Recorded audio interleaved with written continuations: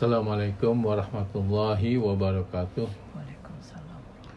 Alhamdulillahi wa kafa, wassalatu wassalamu ala rasulillahi mustafa wa ala alihi wa sahbihi wa man wafa wa ba'du. Melanjutkan tausiah kemarin ya, bahwa bagaimana kita menghidupkan malam bulan Ramadan ini. Pertama terkait dengan sholatul lail, sholat malam tadi sudah bahas. Kedua adalah tentang interaksi dengan Al-Quran ya. Nah sekarang yang ketiga yaitu bermunajat, memohon ya, berdoa kepada Allah ya. Terutama yang utama itu adalah kita memohon ampunan kepada Allah ya. Dan memohon ampunan atau istighfar itu ya bagusnya adalah ketika di waktu sahar, waktu sahur ya. Waktu sahur itu sekitar ya 10 menit sebelum sebelum subuh. Ya, itu kan waktu sahur itu yang bagus, itu 10. Sekitar 10 atau 15 menit sebelum subuh. Kita mohon ampun ya. Jadi bagaimana Allah mengampuni kita kalau kita tidak pernah memohon ampunan kan? Bagaimana Rasulullah bersabda yang sering dibacakan oleh para dai, man qama ramadhana imanan wa ihtisaban ghufira lahu ma taqaddama min dhanbi. Jadi barang siapa yang mendirikan, menghidupkan malam bulan Ramadan itu, maka akan karena iman dan ihtisab akan diampuni oleh Allah dosa-dosanya yang telah lalu. Bagaimana diampuni dosa-dosanya yang telah lalu kalau kita tidak pernah istighfar, mohon ampun gitu. Ya, dan mohon ampun ini di dalam surat Nuh ya, yang tadi dibaca di ayat pertama itu kan, surat Nuh tuh di ayat 10 ya, a'udzubillahi minasyaitonir rajim, faqultu astaghfiru rabbakum innahu kana ghafara. Ya, maka kata Nabi Nuh nih setelah membangkang itu ya umatnya itu, kata Nabi, aku katakan kepada mereka, mohon ampunlah kepada Tuhanmu ya. Faqul astaghfiru rabbakum innahu kana ghafara. Sesungguhnya dia adalah yang maha pengampun gitu. Jadi kalau kita mohon ampun kepada Allah, pasti Allah itu akan mengampuni, asal memang benar-benar istighfarnya gitu ya. Ya, karena kadang-kala kita istighfar, misalkan kita sering setelah sholat istighfar kan, astagfirullahaladzim, tapi astagfirullah kadang-kadang nggak serius. Ketika ngomong astagfirullah sambil ngobrol lah, sambil main HP gitu kan, kadang-kadang sering begitu. Sepertinya asal ucapan saja, tidak di dalam hati. Yang namanya istighfar itu apa? Berarti kita sangat dekat dengan Allah, karena mohon ampun, meminta itu mohon ampun. Dan mohon ampun ini adalah caranya gitu ya, yang diajarkan Rasulullah tuh bukan sekedar astagfirullah, tapi ketika kita mengucapkan memohon ampun astagfirullah itu, kita ingat dosa-dosa kita apa. Misalkan saja, saya pernah menyakiti, pernah ngomongnya kasar gitu, ungkapkan itu, ya Allah ampuni, mudah-mudahan saya tidak mengulangi lagi misalkan.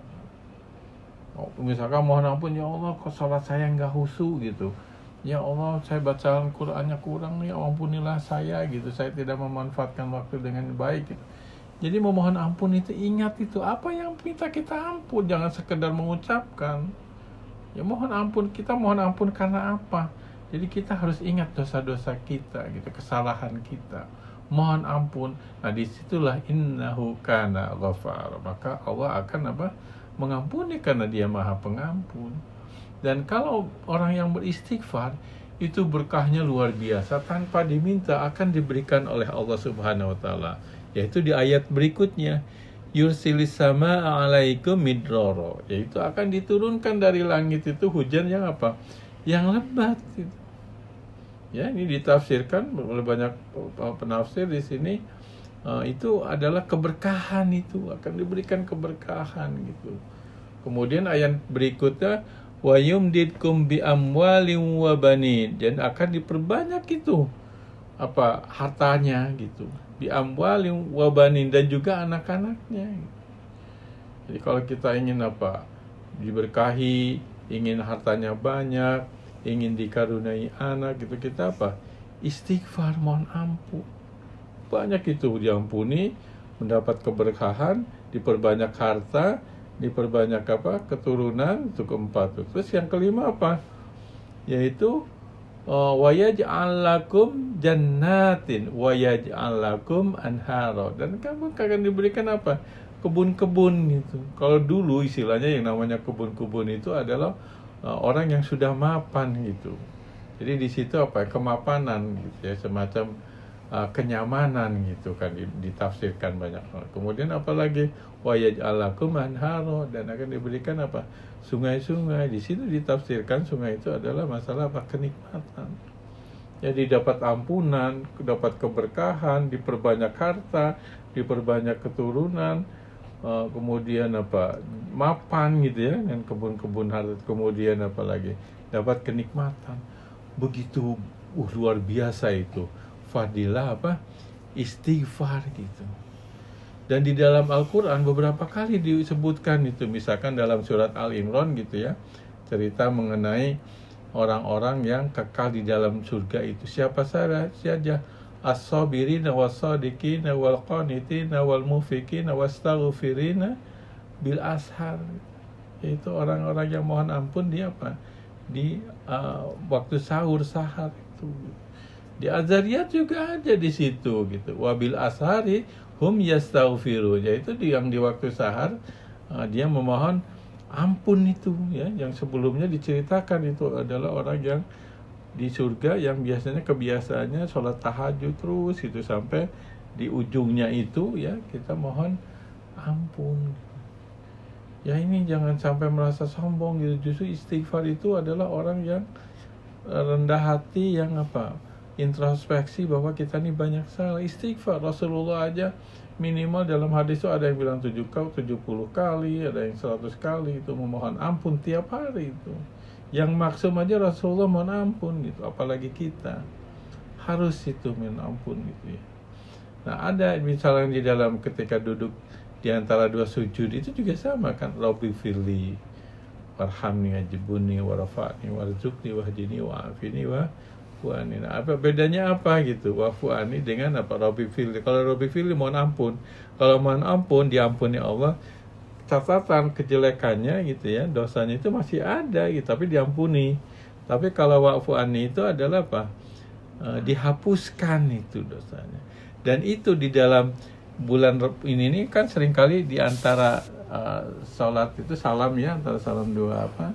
Taraweh atau mungkin di ayat taraweh kan kita sering berdoa apa? Allahumma afuwun tuhibbul afa fa'fu anni. Kalau banyakan Allah afuwun tuhibbul afa fa'fu anna. Jadi hapuskan. Dan itu adalah dikisahkan ketika Sayyidah Aisyah nanya ke Rasulullah, ya Rasulullah, seandainya waktu itu adalah malam Lailatul Qadar, apa yang harus kami ucapkan? Ya itulah ucapannya, Allahumma afuwun tuhibbul afa fa'fu anni. Ya Allah, Engkau Pengampun yang suka mengampuni, maka ampunilah aku. Ya, mudah-mudahan kita ingin ya tiga amalan utama: sholat malam, interaksi dengan Al-Quran, yang ketiga adalah istighfar. Mungkin itu saja. Mudah-mudahan kita istiqomah selalu menjalankan, menghidupkan malam bulan Ramadan ini sehingga dosa-dosa kita diampuni oleh Allah Subhanahu wa ta'ala. Mungkin itu saja. Marilah kita tutup dengan doa penutup majelis. Subhanaka Allahumma bihamdika asyhadu an la ilaha illa anta astaghfiruka wa atubu ilaik. Assalamualaikum warahmatullahi wabarakatuh. Waalaikumsalam warahmatullahi wabarakatuh.